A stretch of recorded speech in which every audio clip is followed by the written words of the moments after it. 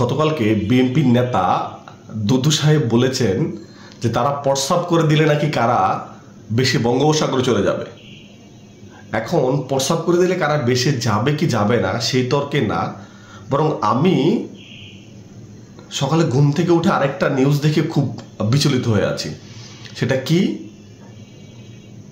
আমি ঘুম থেকে উঠে অনেকগুলো নিউজ দেখলাম যে আমাদের নেত্রকোনা সহ সীমান্তের ময়মনসিংহের ওই সাইড দিয়ে, সিলেটের ওই সাইড দিয়ে অনেকগুলো অঞ্চল বন্যায় নাকি প্লাবিত হওয়ার শঙ্কা আছে এবং ভারত থেকে নাকি পানির একটা ঢল আসছে। এখন বিষয় হচ্ছে আসলে কি ভারত পানি ছাড়তেছে নাকি এখানে অন্য কোনো ইস্যু। আবার এদিকে গতকালে দুদু সাহেব বক্তৃতা দেওয়ার পর থেকে তাকে আর খুঁজে পাওয়া যাচ্ছে না। এখন আমার কথা হচ্ছে উনি কোথায় গেছেন? উনি কি রাতের আধার ওনার দলবল নিয়ে সেই নেত্রকোনা সীমান্তে চলে গেছেন নাকি ভারত চলে গেছেন? কারণ আমার সন্দেহ আছে যে এটা কি আসলে বন্যার পানি আসবে নাকি আসলে দুদু সাহেব তার দলবল নিয়ে সীমান্তে গিয়ে বাংলাদেশে প্রস্রাব করার ব্যবস্থা করছে, যে এনসিপিকে এবারকার করা জবাব দিতে হবে, বাংলাদেশের মানুষকে করা জবাব দিতে হবে, তারা কেন আমাদের চাঁদাবাজি করতে দিচ্ছে না, কেন আমাদেরকে ক্ষমতা দিচ্ছে না।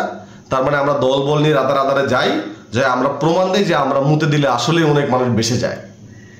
তো প্রশাসনকে অনুরোধ করবো যে আপনারা অবশ্যই এ বিষয়ে তদন্ত করবেন যে দুদু সাহেবের কর্মী বাহিনী সহ তারা কি আসলে সীমান্তে গিয়ে মুতে দিয়ে আসছে নাকি আসলে এটা বন্যার পানি।